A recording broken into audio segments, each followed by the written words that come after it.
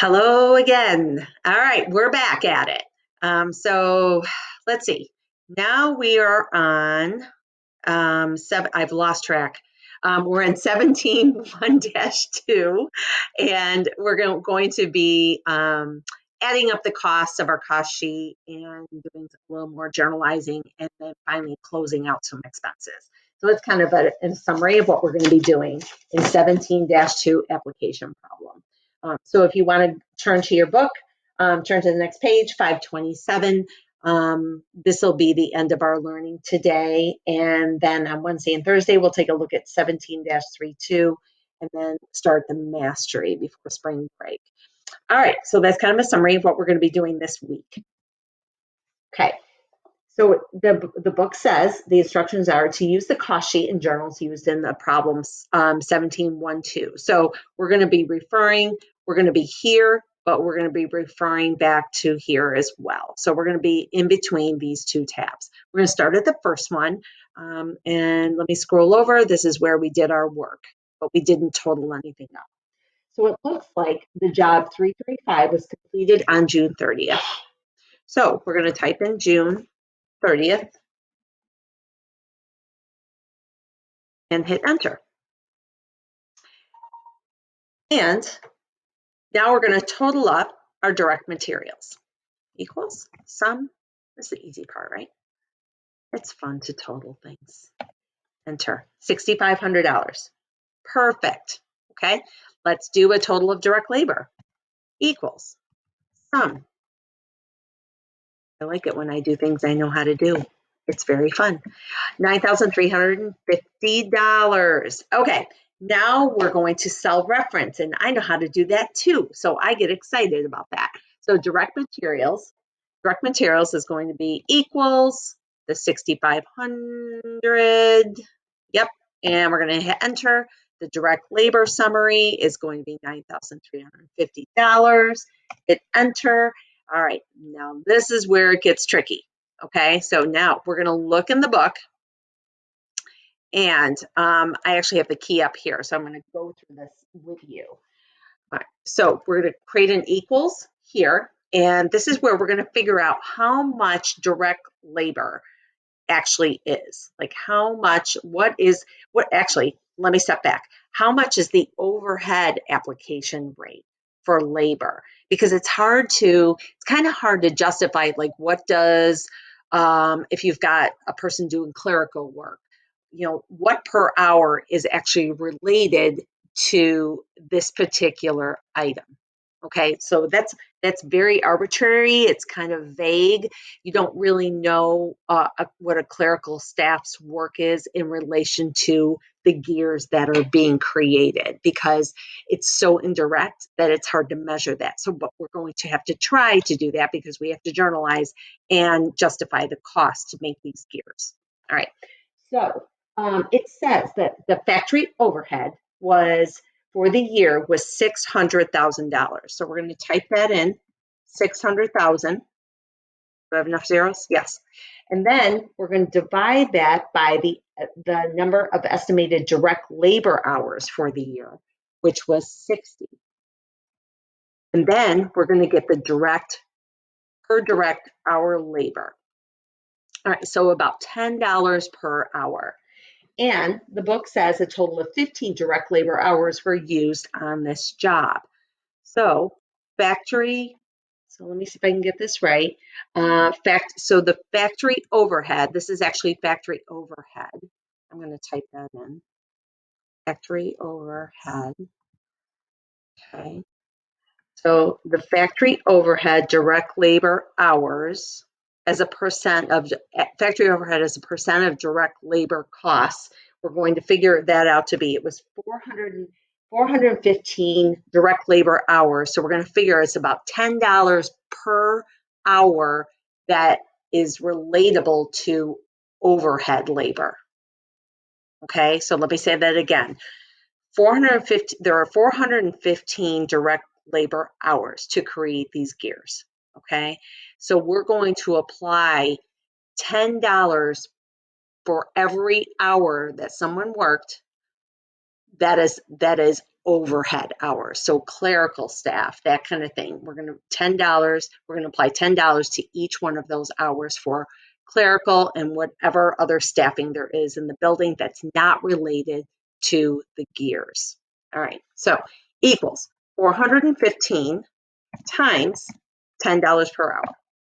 So then we get $4,150 of overhead labor that's related to the cost. Then we're going to do something easy, and we're going to add these up. Equals the sum of these three. $20,000. Life is never that clean and easy. I don't know how they got that. That's the creator of the book. They make it nice and simple. All right. So the number of units finished, according to the book, is 10,000. And that was our goal up here, to create 10,000 units. Okay, so we've got the number of units, 10,000. Then the total cost to make these gears was 20,000. So the cost per unit is going to be a simple division problem. 20,000 divided by the number of units, $2 a unit. Bingo, done. All right, so we figure out the direct materials, we have direct labor costs, then we summarize everything, we figure out what we cell reference the direct materials, labor, figure out the overhead costs, we get the total cost, we got the number of units, we divide the total cost by the number of units, and we get cost per unit. So, like on Shark Tank, they'll often say, how much does it cost to make your product? And they'll say, oh, it costs $1.50, $1.75. Well, that is what they're talking about right there. How much does it actually physically cost to create your product with all costs involved? Okay. Now, the next thing we're going to do is we found out that we have depreciation costs that we have to account for. So under transactions, it says we have to journalize the following transactions. Obtain factory costs for the month, depreciation on the building, on the equipment, we have insurance, we've got property taxes, utilities. So we're going to have to journalize all of those things. So we're going to go into the general journal right over here. And we're going to journalize those items. All right, so we know it's the 30th. So we're just going to type in 30 because we don't have to say, oh, it says June 30th. That's fine. All right.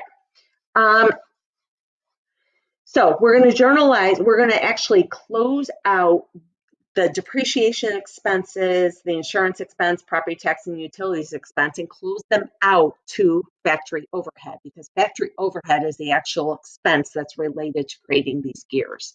So our initial account title is going to be factory overhead. And that total amount is given to us at $10,000.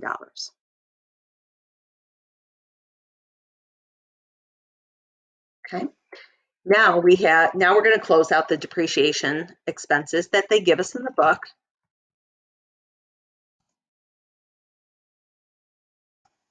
And this is for the building. Then we've got depreciation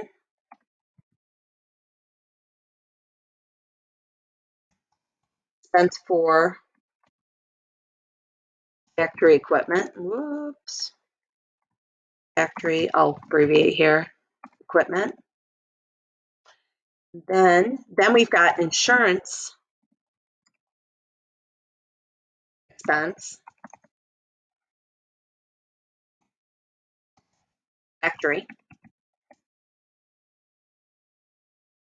And then property tax expense, factory. Cannot spell factory to save my life. And then we've got utilities. All right, so let's put some numbers to these. Actually, we're going to delete that out because we don't know it's 10,000. I know it's 10,000, but you're not supposed to right now. So depreciation expense for the building is $1,650. Depreciation expense for factory equipment is $19.50. Insurance expense, $17.50. Property tax, $2,250. And utilities expense is $2,400. Now we total up, we close all these out. So they were expensed as a debit. We're zeroing them out and we're closing them out to factory overhead. At the end of the year, factory overhead will be closed out to income summary. Okay, a little throwback from counting one. All right, so equals sum of these, and I bet you this is going to be 10,000, and it is. Beautiful. Okay, couple more things we're going to do, and then we'll shut it down for today. On June 30th, also what happened is we applied overhead at the rate of $10,000 per direct labor hour, with 5,000 direct labor hours worked in the period. All right, so we're going to close. We're going to create an expense. No, I'm sorry. Yes, we are. We're going to journalize work in process. So this is June 30th again. And we're going to apply an expense to factory overhead. And it comes right up. And the work in process, this is a memo, so I haven't been putting these doc numbers in, 423. And you can go and fill those in later for the ones above. But so factory overhead, am I doing this right? No, I'm not. Let's back up. So sorry. All right. So the first thing we're going to do is we're going to deal with the work in progress process. I said progress. All right, this is process. So work in process. Didn't get the account right. All right, work in process. This is memorandum 423. All right, and now we're going to do a little multiplication. It says we have 5,000 direct labor hours at $10 per direct labor hour. So equals 5,000 times 10. And we got $50,000 work in process. That's going to be applied to work in process. Now, factory overhead will be our debit. So we're going to cell reference the 50,000 and create that entry. The last one is we're going to close factory overhead to income summary. Okay, so it says the actual total overhead costs for the period were $49,500. So we're going to close those out. So to make sure that factory overhead is only $49,500 because the work in process includes something else. So we're going to put the date in again, and we're going to close out factory overhead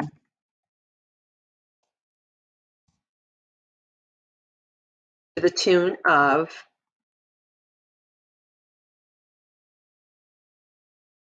$5,000 because we want to make sure that factory overhead only has an account worth $49,500.